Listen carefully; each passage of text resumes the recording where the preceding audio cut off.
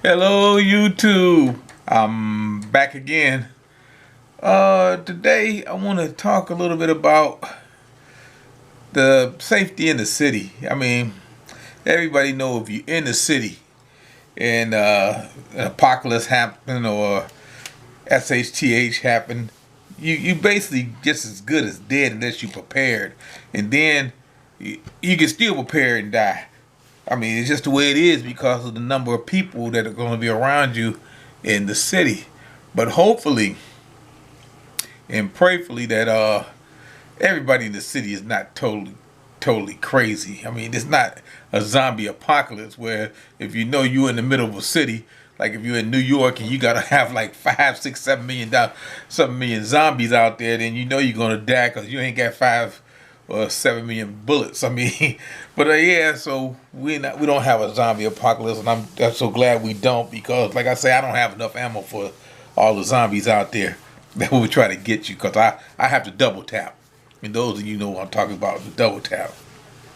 Yeah, but if you do live in a city and you just hope that you live on a good block, where you got good people, because like I said, everybody is not good, Just like I tell people every prepper is not good. When somebody asks me about preppers, I think, well, every prepper is not good.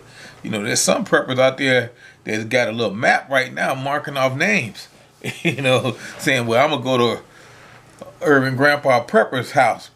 He's on my list because I know I can take his supplies. My Grinch smile. Yeah, well, you can. My door is always open, but it's locked. You come if you want to. I'm not John Wick and I'm not Rambo, but let somebody try to take my stuff. You never know what I might turn into. I might turn into what's that lady Peppermint? I watched that movie the other day. A regular housewife. She turns out to be a badass. Yeah, be like the old guys in that movie, Badass. Danny Trio and what was his name? Danny Glover, Badasses. Yeah, that's me. But anyway, I'm just talking about in the city. Come on, you're gonna have to be safe. It's not safe now.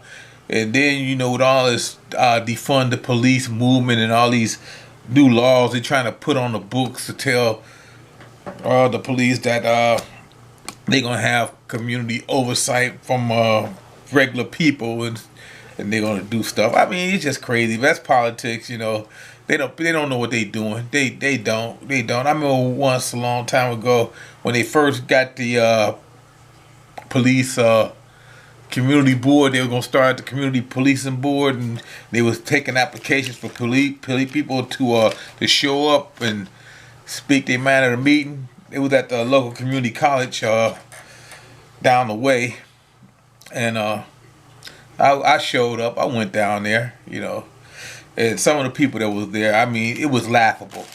It was really laughable. There was people down there. One of the guys asked how much we getting paid for this. Oh, it was crazy. And the thing say it's a voluntary thing. But they was down there to see how much they could pay. There was people down there that I seen down there. They trying to be activists, and you know what happened? They all gone. Ain't nobody on that board. They all gone. And I'd say I knew that wasn't gonna work because they were all down there to steal. And and that's what happens with a lot of this stuff. And I done got sidetracked. That stuff I was trying to help out. But anyway, when stuff goes bad and you live in a city, you're gonna be back into the third world. What I mean by you're gonna be a third world person because there's gonna be no police officer, there's gonna be no fireman, there's gonna be nobody. I keep saying that. I keep telling people that, and people keep looking at me like I'm crazy. They think these guys gonna come and show up. Ain't nobody coming out. Even if you did have 4 or 5 policemen say, yeah, we're gonna stick around, they ain't coming out with no backup. If they don't have backup, they are not coming to certain neighborhoods.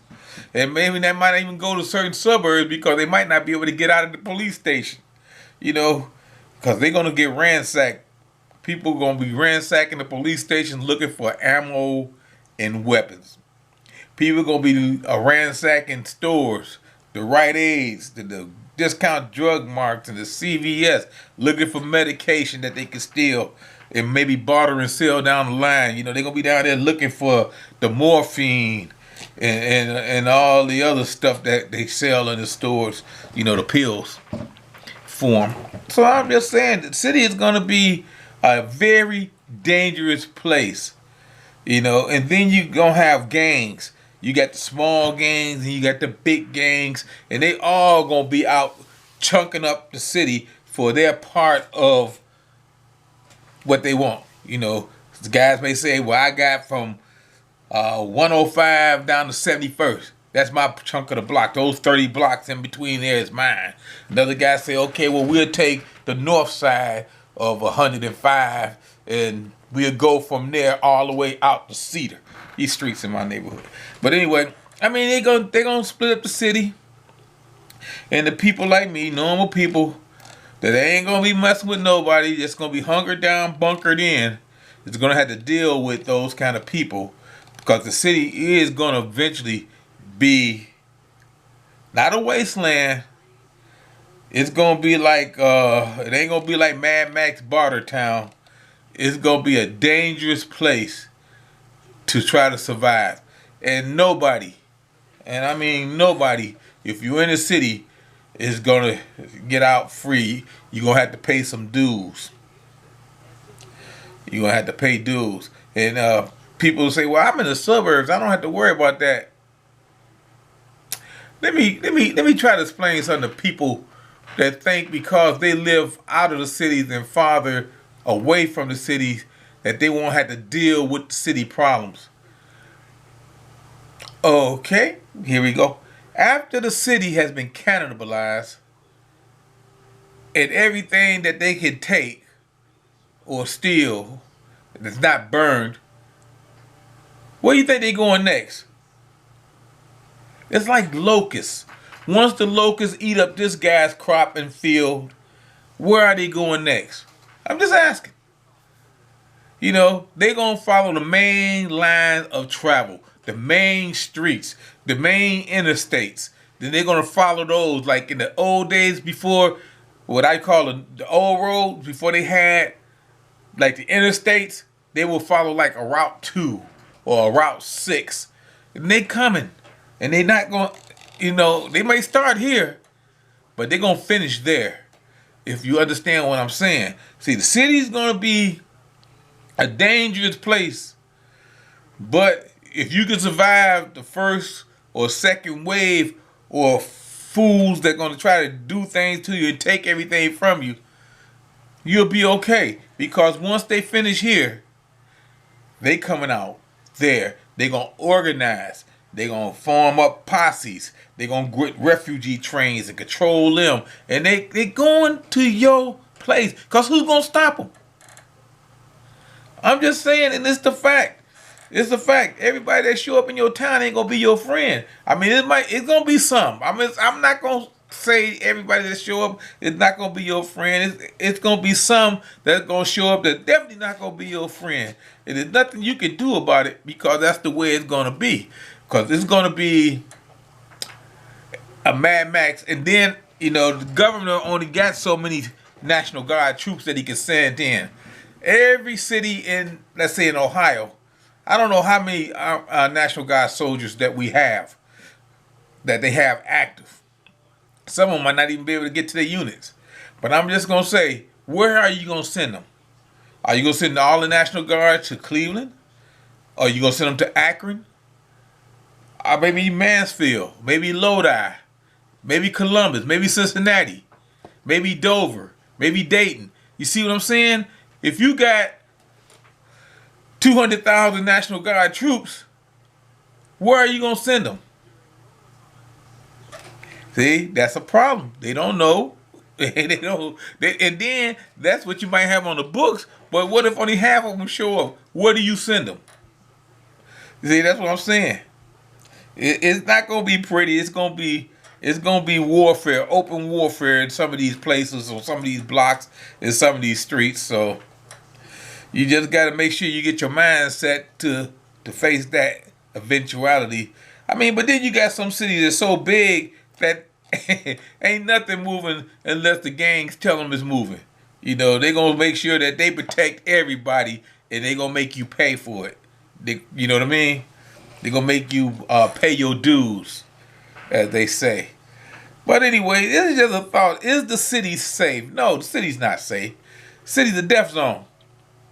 Even if you prepare, you never know what might happen. It's a death zone. You know, even if you get out of the city, it's still going to be rough on you. Because small cities going to be affected by the plague of this big cities that's coming out your way. Because there's somebody right now that's sitting up there thinking, okay, after we take down the city, we're going to go to this suburb next. Because I know what they got and I know what they have. Because there's somebody out there that always think they're the next Hannibal or the next Julius Caesar. You know what I mean? They say, well, we're going to organize and we're going to take over stuff. You know, just like in those movies you watch, like Revolution, they organized and they split up America into different zones. And just like the Postman, where they had the apes out there and they was riding around and they was controlling everything, making different towns pay for protection and this and that and the other. I mean, that's what's going to happen. It's going to be a matter of who organized first and who got the biggest army, and the rest of us is going to be the ones that's going to have to pay and suffer for whatever's going to happen. You know, and don't like I say, don't think you ain't gonna get it because you live on a farm or a homestead. You figure that, hey, I'm 60 miles outside the city. They not coming this far. They coming that far because they gonna go out and they gonna have patrols out. They gonna be looking for food. People say, well, we got a militia. You gonna have to use them because they coming for you. They coming for you, and it's gonna be pretty sad when they do get there because once this happened, America is never going to come back to where it used to be because the government has fallen. I mean, we may have a president in name or a country in name or a senator in name or all these people that they done put down at the COG, you know, that's a continuation of government or whatever they want to call it. That they got all these people put away in bunkers and stuff like that. They're going to be getting on TV or whatever they kind of communication they got saying that the government is still in charge. But the government ain't in charge when you got 15 or 20 coyotes or wolves running down your street with AK-47 shooting everything that moves while they sit in a bunker and they got all this stuff and supplies. See what I'm saying? It's going to be bad because social unrest is going to be bad. And like I said, I didn't want to make this too long, and I done did it. I didn't talk too much. But I'm just saying, in the city, there's no safe place. If people ain't telling you this, you know, they telling you, okay, everything is going to be fine. Don't worry. Just have all your supplies. You'll be safe in your apartment. You'll be safe in your home. You're not going to be safe unless you make it safe. And those of you who say that I don't have a gun, I don't want a gun, I don't need a gun, or your city say you shouldn't have a gun, then y'all have issues. Because, see, why you don't want one is right now is people out there that have them. And they're going to keep getting more and more and more. And they're going to show you what it's all about when they get to your place. And believe me, they coming to everybody's place. So don't be fooled. Man, this is not a gloom and doom thing. I'm just saying, as if we have a total apocalyptic situation. And people start doing what people do. People go out there and they don't even have electric power and they smash windows and steal televisions. You see what I'm saying? They steal shoes 2 sizes too small. Then they ransack the shoe store. You see, so I'm just saying their mentality is not what it's supposed to be when they're in the midst of rioting. And that's going to happen. And like I just said, I want everybody to be safe because I won't be on the air no more because there won't be no power here. But that's the first thing that's going to go out. So I'd like to say thanks everybody for watching my video. Thank you, YouTube.